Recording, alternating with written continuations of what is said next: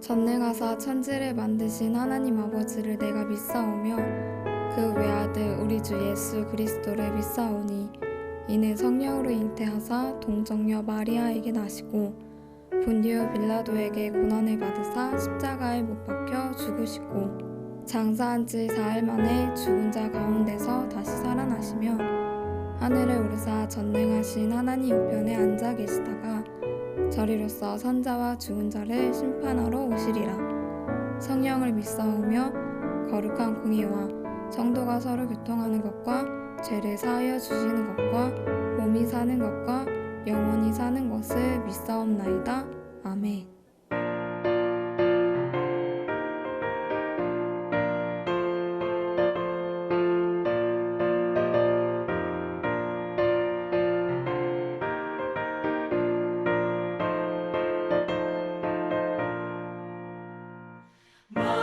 마음속에 근심 있는 사람 주 예수 앞에 달아여라.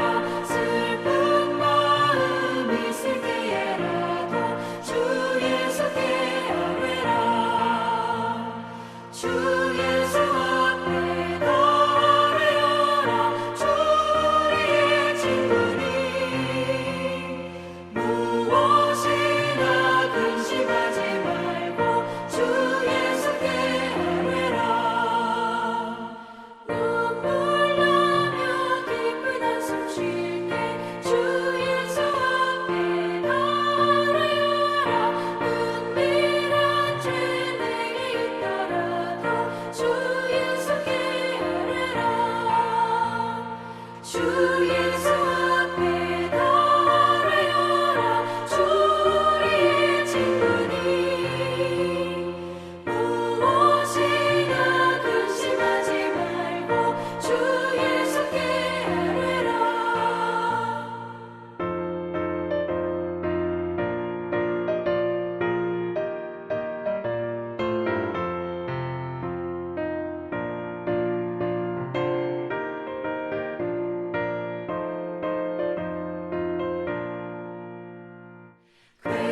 괴로움과 두려움 있을 때 주 예수 앞에 달아여라. 내일 일을 염려하지 말고 주 예수께 아뢰라. 주 예수 앞에 달아여라. 주 우리의 친구니 무엇이나 근심하지 말고 주 예수께 아뢰라. 죽음 앞에 겁을 내는 자여 주 예수 앞에 달아여라. 하늘나라 바라보는 자여 주 예수께 아뢰라. 주 예수 앞에 달아여라. 주 우리의 친구니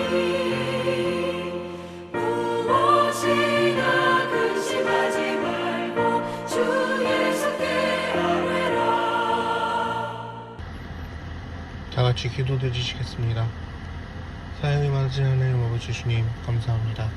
오늘도 우리들 주님 앞에 이렇게 예배로 아버지 주님 함께할 수 있도록 하심에 아버지 감사합니다. 아버지 우리가 지금 상황에서 이 상황에서 비록 한 자리에 모여서 예배를 드리지 못하지만 온라인으로 또한 주님을 예배할 수 있도록 이렇게 또한 온라인으로 모임을 가질 수 있도록 상황과 여건을 열어주심에 아버지 주님 감사합니다. 아버지 하나님 우리들 한 주간 또한 살아가면서 각자의 삶 속에서 주님 지은 죄들이 있다면 아버지 주님 회개하오니 아버지 주님 용서해 주셨고 아버지 우리들 이 예배 가운데 아버지 함께 하셔서 아버지 우리들 또한 은혜를 받을 수 있도록 함께 하여 주시옵소서. 이미 계약을 한 친구들도 있을 것이고 계약을 앞둔 친구들도 있을 것으로 알고 있습니다. 하나님과 아이들의 학업 또한 아버지 주님 이 상황에서 잘 헤쳐나갈 수 있도록 함께 하여 주셨고 앞으로 진행되는 예배 순서 가운데 아버지 주님 함께 동행하셔서 아버지 목사님의 입술을 주장하셔서 그 말씀 가운데 아버지 주님의 능력이 나타나고 아버지 주님의 은혜를 아버지 우리들이 모두 다 빠짐없이 받을 수 있도록 함께하여 주시옵소서. 앞으로 모든 예배 순서 주님께 의탁드리며 사랑이 많으신 예수님의 이름으로 기도드립니다. 아멘.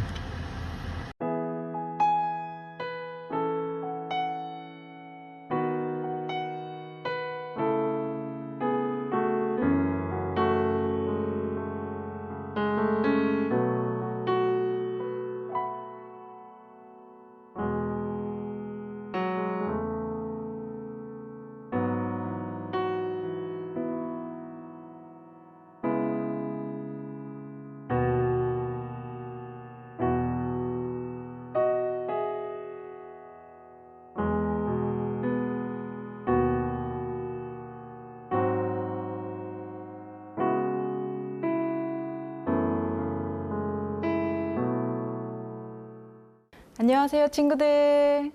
한 주간도 잘 지냈나요?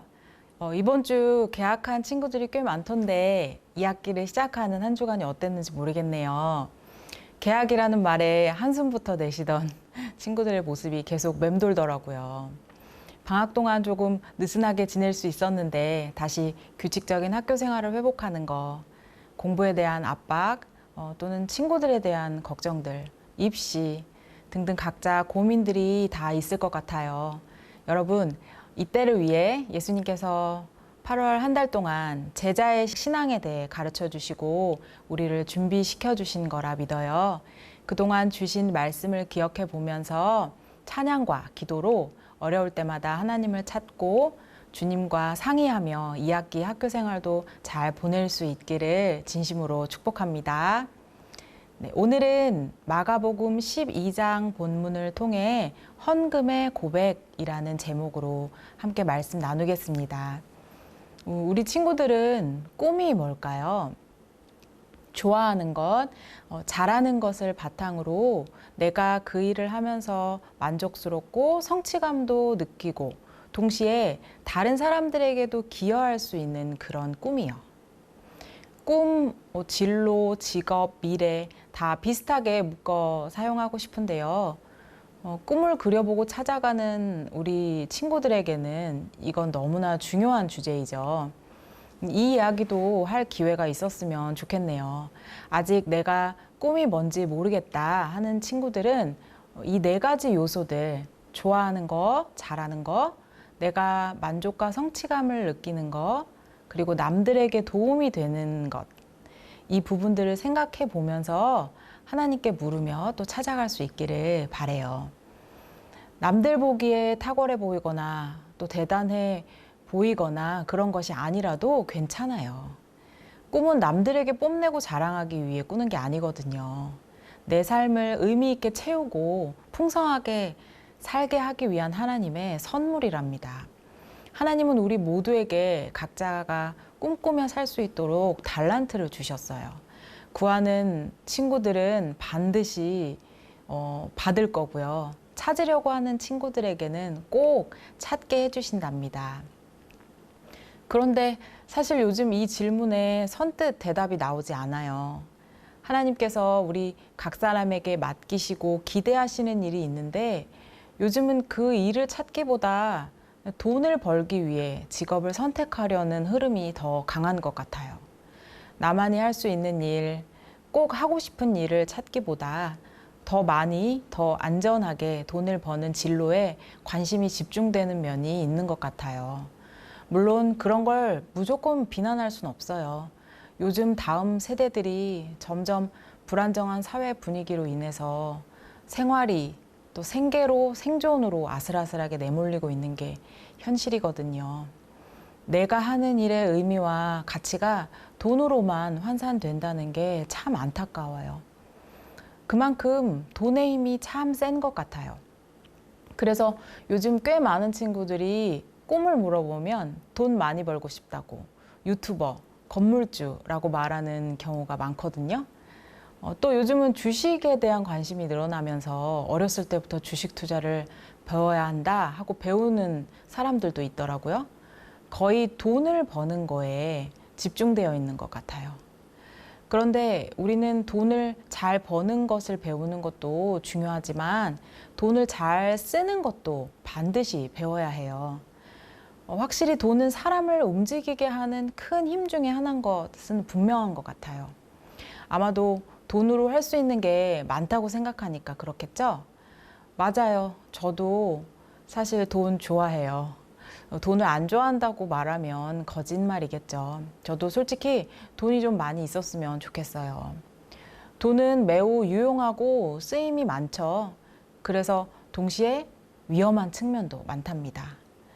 돈으로 못하는 게 없다고 생각을 하니까 점점 수단과 방법을 가리지 않고 돈을 벌려고 하는 잔인함을 보이기도 하고요.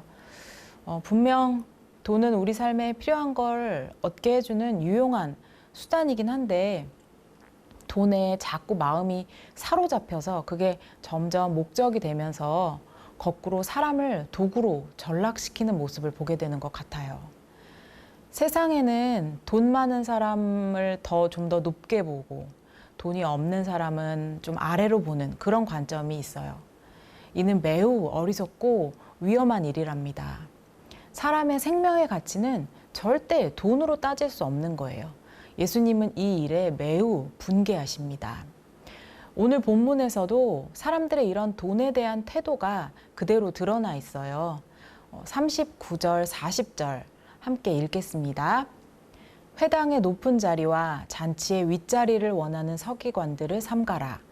그들은 과부의 가산을 삼키며 외식으로 길게 기도하는 자니 그 받는 판결이 더욱 중하리라 하시니라.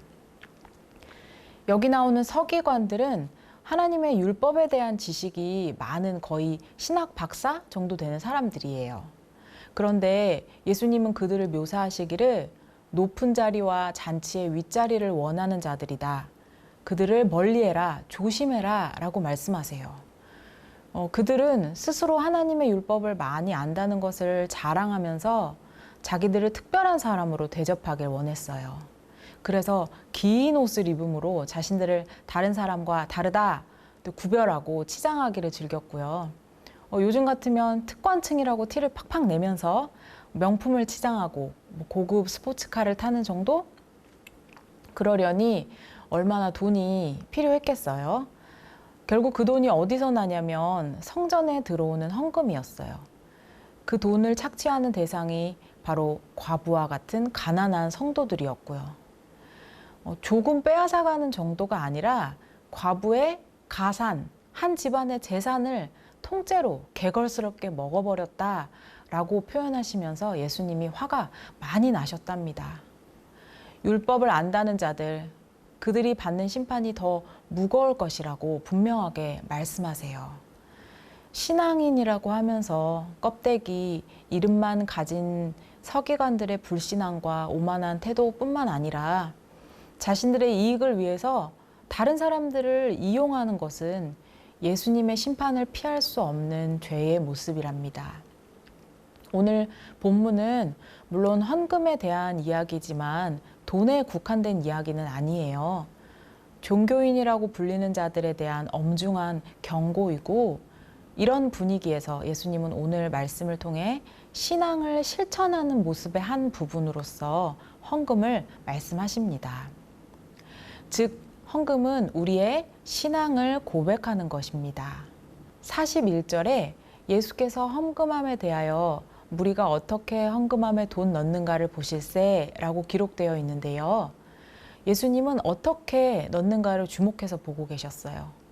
그들의 태도와 마음을 보고 계신 거랍니다. 오늘 말씀 제목 그대로 헌금은 고백입니다. 여러분, 우리가 보통 누군가 좋아하는 사람을 알아보는 방법이 뭔 줄 알아요? 뭐라도 주고 싶고 그 사람에게 크고 작은 걸로 돈 쓰는 걸 아끼지 않는다면 그 사람은 100% 좋아하는 거예요. 돈에는 값어치가 있고 거기에는 마음이 담겨 있기 때문입니다. 예수님도 요한복음 6장 21절에서 너희 보물을 하늘에 쌓아두라. 내 보물이 있는 그곳에 내 마음도 있느니라 라고 말씀하셨어요.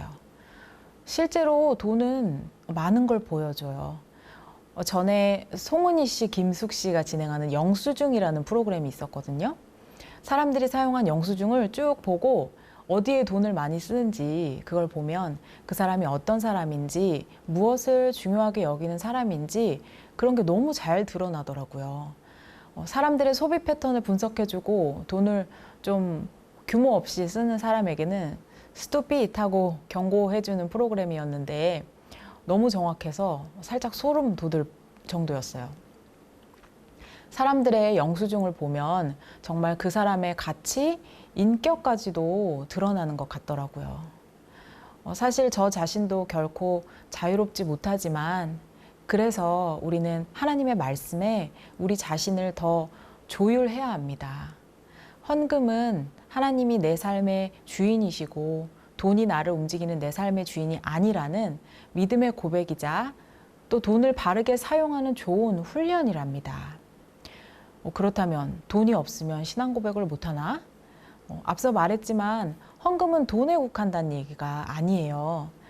하나님은 가난한 사람들을 향해서 또 다 그 길을 예비해 두셨거든요.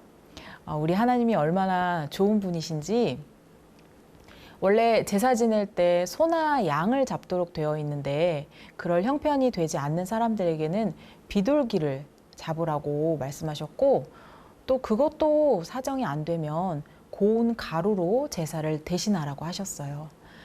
저는 내가 믿는 하나님이 이런 분이라는 게 정말 좋아요. 두 번째로 예수님은 헌금에 대해 가르쳐 주실 때 부자와 가난한 과부를 비교하면서 말씀하세요. 헌금에 대한 매우 중요한 가르침을 위해 예수님이 의도를 가지고 그렇게 하신 것 같은데요.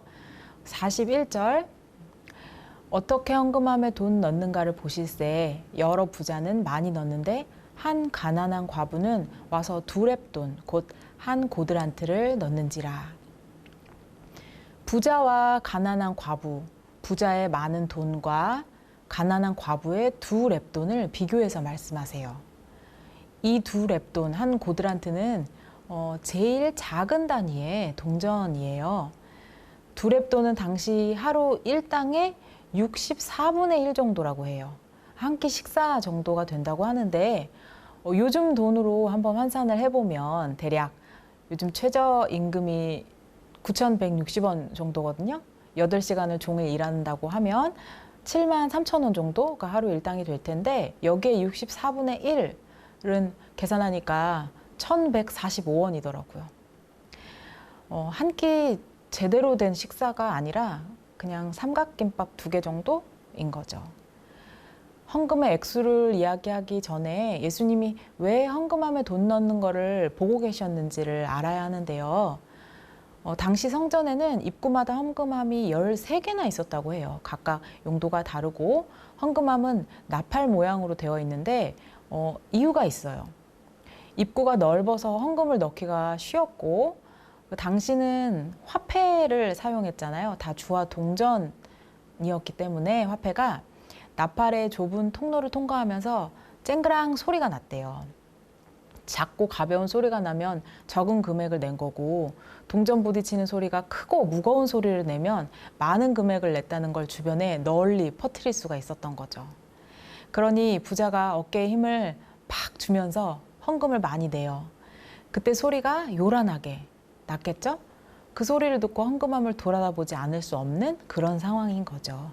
그 모습을 예수님이 보고 계신 겁니다. 이렇듯 전시하듯 헌금하는 모습이 바로 사람들에게 찬사를 받으려는 의도가 다분히 보이죠. 지난주도 나눴듯이 예수님은 그런 이들의 모습을 사람들에게 이미 상을 받았으니 하나님께 받을 상은 없다고 딱 선을 그으세요. 그렇다면 부자의 많은 돈과 과부의 2렙돈을 예수님이 비교하시는 이유는 뭘까요? 예수님은 부자의 전시성을 보셨다면 과부의 2렙돈에서는 무엇을 보셨을까요? 43절은 이렇게 말씀하십니다. 예수께서 제자들을 불러다가 이르시되 내가 진실로 너희에게 이르노니 이 가난한 과부는 헌금함에 넣는 모든 사람보다 많이 넣었도다. 예수님은 과부가 다른 모든 사람보다 많이 넣었다고 말씀하세요. 2렙돈이 왜 많은 걸까요? 그 이유는 44절에 그들은 다 풍족한 중에서 넣었거니와 이 과부는 그 가난한 중에서 자기의 모든 소유 곧 생활비 전부를 넣었느니라. 부자들은 풍족한 중에 헌금을 했습니다. 헌금함이 요란하게 쨍쨍거릴 정도로 많이 넣었지만 그들은 풍족한 중에 넣은 거라 뭐 그 정도는 없어도 생활에 별 지장이 없었어요. 그들이 낸 많은 돈에 들어있는 마음의 무게는 사실 깃털처럼 가볍다는 뜻입니다. 하지만 과부는 가난한 중에 자기 소유의 전부, 자기 마음 전부를 넣은 것입니다. 그 헌금의 무게는 자신의 목숨값이었던 거죠. 그렇다고 예수님이 지금 이 생활비 전부를 넣은 과부를 전부를 넣었으니까 또 이걸 칭찬하시느라 이 말씀을 하신 거는 아니에요. 저는 이 과부가 아무런 의무감이나 두려움 없이 순전한 믿음으로 그렇게 했기를 바랍니다. 하지만 그렇다 하더라도 이게 없으면 이제 먹을 것이 없고 죽는 상황이란 말이에요. 근데 그런 걸 받을 때 마냥 기쁘실까요? 제가 믿는 하나님은 우리의 믿음을 시험하시느라 너의 목숨값을 바치라는 강요는 하지 않으실 것 같아요. 물론 때때로 목적을 가지고 하시는 경우도 없지는 않겠지만요. 하지만 이 경우는 오히려 그걸 먹고 죽지 말고 살아라 하시지 않을까요? 그런데 서기관들은 그들의 간절한 믿음을 이용하고 두려움으로 협박해 가난한 이들의 적은 재산마저 갈취하고 있는 것이랍니다. 이 뒷장을 보면 그들이 이렇게 가난한 이들을 돌보지 않고 학대하면서 세워지는 성전은 돌 위에 하나도 남겨지지 않고 다 무너질 거라고 말씀하세요. 예수님이 보시는 것은 헌금 그 자체가 아니라 마음입니다. 하나님은 영이시기 때문에 돈이 필요하신 분이 아니에요.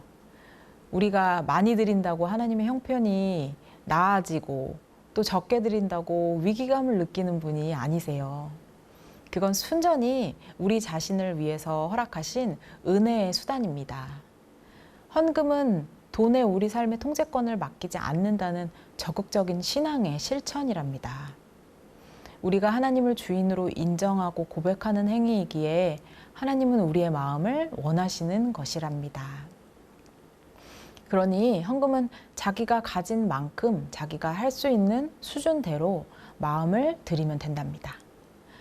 그렇다면 우리는 우리의 헌금으로 어떤 고백을 하고 있을까요?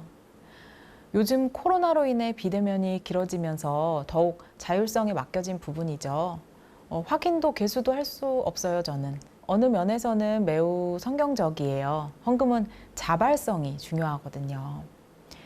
부모님이 하라고 하니까, 물론 우리 친구들은 아직 훈련 차원에서 부모님을 따라야 할 때도 있어요. 하지만 하나님이 기뻐하시는 헌금은 종교적 의무감 때문이 아니고 또 안 하면 하나님께 벌을 받을 것 같은 두려움으로 하는 것도 아니라 그저 하나님 앞에서 사랑하는 마음을 조금이라도 표현하고자 하는 그런 순전하고 자발적으로 하는 것이랍니다. 전에 어느 학부모님께 들은 건데 친구들이 교회에 나올 수 있었을 때 그렇게 헌금함을 돌리면서 헌금한 적이 있잖아요. 그럴 때 오히려 헌금을 안 하는 경우도 있다고 들었어요. 들어보니 친구들이 다들 안 하는데 나만 하면 그것도 튀는 행동이라 불편하게 신경이 쓰였던 모양이에요. 또래 관계가 중요한 시기라 그런지 그런 것도 이해는 한편 되지만 좀 많이 아쉬웠어요. 나는 지금 헌금으로 어떤 고백을 하고 있는지 생각해 보기를 바랍니다. 혹시 헌금 생활이 아예 부재함으로 하나님이랑 나랑 아무 상관이 없다고 말하고 있지는 않을까요? 혹시 계좌가 없는 친구들은 준비된 여러분의 헌금을 부모님께 부탁할 수 있고요. 아니면 교회 사무실에 비치된 헌금함이 있거든요. 와서 드릴 수 있어요. 또는 어려운 친구들, 이웃들을 살피는 방법도 있고요. 찾아보면 방법은 많이 있답니다.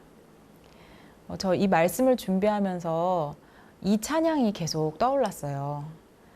다 표현 못해도 나 표현하리라. 다 고백 못해도 나 고백하리라. 다 닮지 못해도 나 닮아가리라. 그 사랑 얼마나 아름다운지, 그 사랑 얼마나 날 부욕해 하는지, 그 사랑 얼마나 크고 놀라운지를, 그 사랑 얼마나 나를 감격하게 하는지. 우리 현금의 고백에도 이런 찬양과 기도가 있기를 소원합니다. 말씀을 맺겠습니다. 지금 여러분을 움직이는 것은 무엇인가요? 무엇 때문에 그렇게 열심히 공부할까요? 좋은 직장 가려고? 돈을 많이 벌려고? 네, 저는 친구들이 정말 다들 좋은 직장도 들어가고 돈도 많이 벌었으면 해요. 제가 존경하는 목사님께서 당신의 자녀에게 이렇게 말씀하셨대요. 너는 공부해서 5,000명분을 혼자 먹고 깔고 앉아 있을래? 아니면 5,000명을 먹이는 사람이 될래? 그 질문에 아들이 5,000명을 먹이겠다는 새로운 동기를 가지고 공부를 다시 열심히 시작했다고 해요. 여러분, 저는 여러분이 돈이 움직이는 대로 세상의 계산 방식과 기준으로 흡수되지 않기를 바랍니다. 돈은 편안을 주지만 우리를 노예로 만들어요.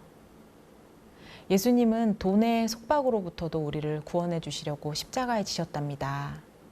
은근히 돈이 최고라고 찬사를 많이 할수록 결국 돈을 섬기게 되고 돈이 내 삶의 주인이라고 고백을 하는 거예요. 돈과 하나님은 함께 섬길 수 없어요. 이 싸움은 결코 만만치 않을 겁니다. 친구들 꼭 기억해야 해요. 쉽지 않겠지만 돈을 잘 사용하는 것을 지금부터 훈련해야 한답니다. 돈은 우리의 하인이지 주인이 아니에요.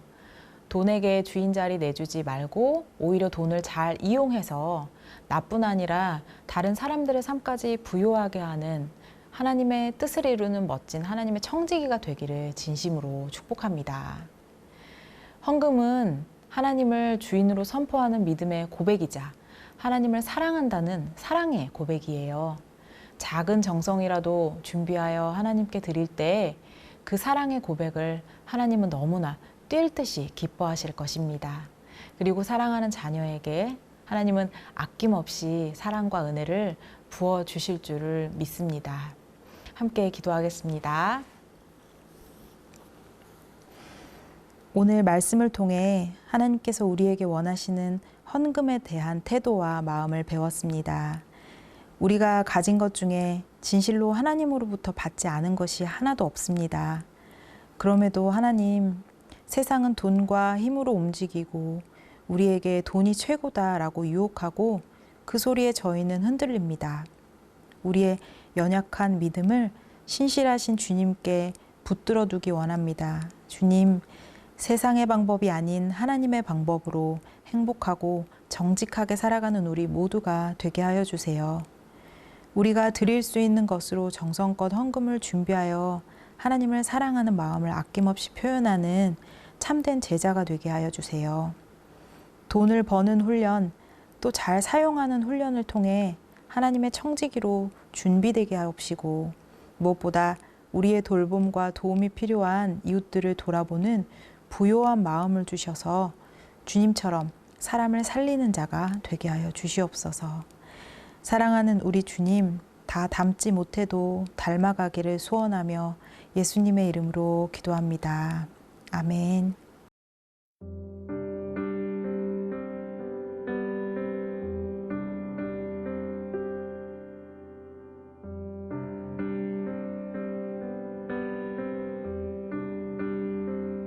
날 사랑하는 이 예수, 날 바라보는 이 예수, 날 지켜주는 이 예수, 날 용서하는 이 예수,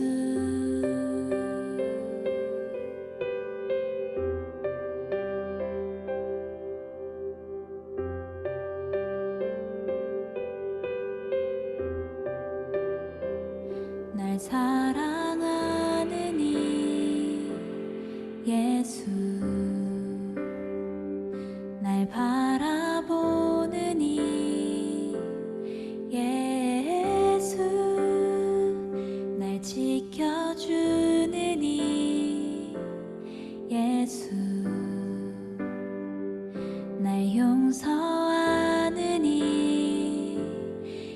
예수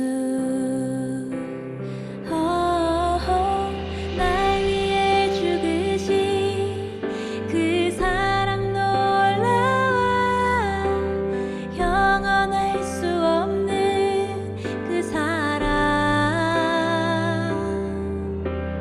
날 위해 죽으신 그 사랑 놀라워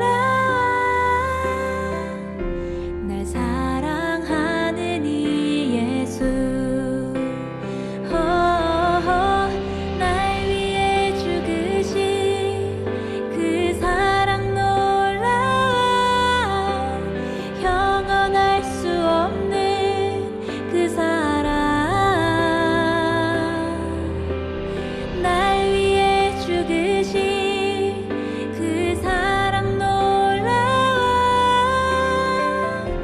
날 사랑하는 이 예수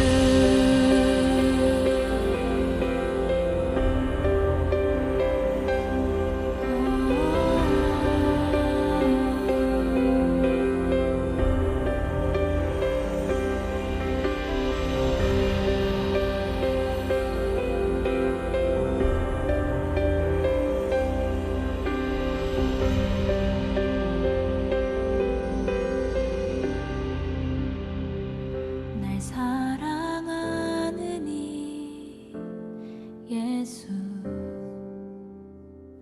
날 바라보는 이 예수 날 지켜주는 이 예수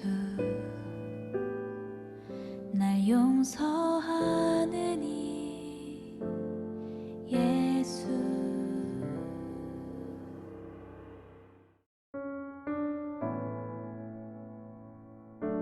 하늘에 계신 우리 아버지여 이름이 거룩히 여김을 받으시오며 나라의 임하옵시며 뜻이 하늘에서 이룬 것 같이 땅에서도 이루어지이다.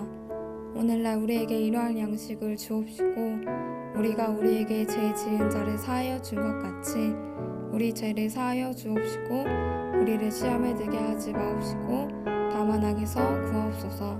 대개 나라와 권세와 영광이 아버지께 영원히 있사옵나이다. 아멘.